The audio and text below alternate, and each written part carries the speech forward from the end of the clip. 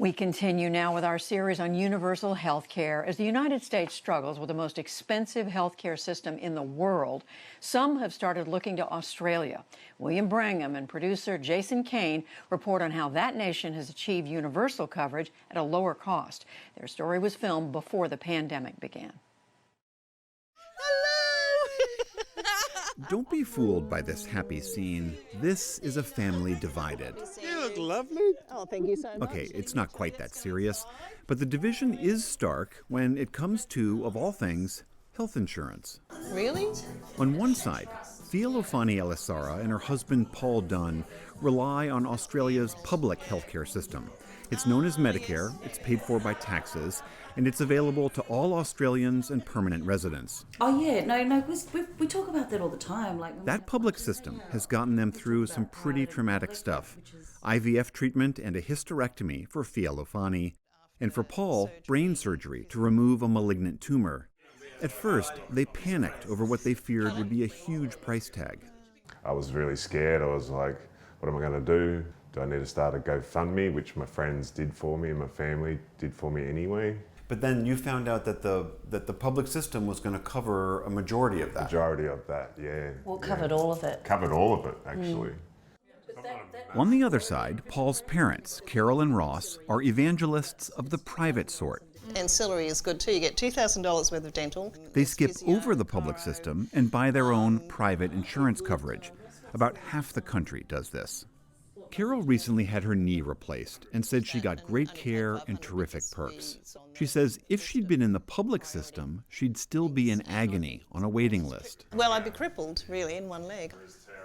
This hybrid system, with the public Medicare system as a base, but then layered with private insurance on top, is by design.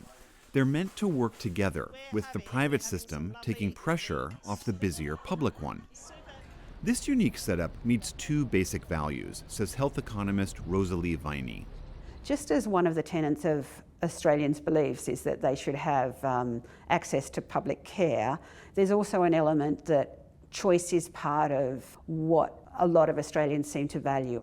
Help me understand, if you have a system where any person, any Australian can go and get free care from their GP or at a public hospital, what is the rationale for private insurance? Why would I, as an Australian, ever want to pay extra if I can get it for free? So some of it is about access to elective care at the time when they want it.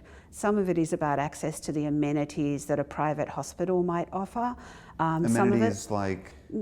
A private room, better food, those sorts of things, choice of menus. Some of it is about choice of your own doctor, but some of it is actually about getting quicker access. So waiting lists can be long, and particularly for elective surgery, waiting lists in the public system tend to be long. The whole sense of waiting for me, like with endometriosis, you could be in bed like chronic pain. So that could mean a year without working, 2 years without working, and it's just, that's not feasible either. So.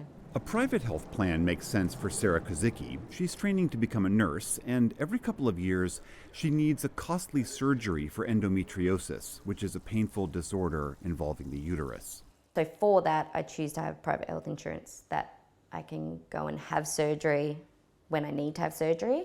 I can do it in a private hospital or do it in a public hospital as a private patient, and I get to choose my specialist.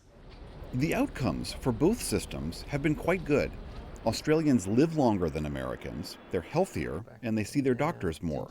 They don't die of preventable diseases nearly as often as we do. And they get these results for less money, spending about half what we do per person. Costs are kept low partially because the government sets prices for drugs, treatments, and other expenses. But there's one major problem. Increasing numbers of Australians are choosing not to buy private insurance. People like Emily Maguire. She's a teacher, she's healthy, and she says the rising cost of living makes it hard to justify paying for a private plan. And the public health system is so great. They do a great job. So I'm just no, I think I'll trust them. And if I need something, then I'll pay for it myself. I'm not too worried. Yeah, it's a little bit about I think my values as well. I don't want to be paying for something that I'm not really getting anything from, if you know what I mean. An estimated 64,000 Australians dropped their private health insurance in 2018, and this creates what's called a death spiral for the system. Younger people, who tend to be healthier, have been leaving the private market, while older people, who tend to be sicker, have been joining it. Rosalie Viney says that cycle then perpetuates itself. Private insurance holders tend to be those who are more likely to use private insurance, and so we see premiums start to creep up associated with use of the care. Remember, the private system is meant to relieve pressure on the public one. So now, the government is spending over $4 billion a year in subsidies to encourage people to buy private care. And that cost keeps going up.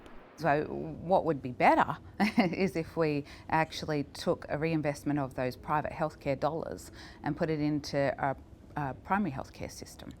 Why haven't we got this right? Janine Mohammed has a very different idea of where those billions ought to go.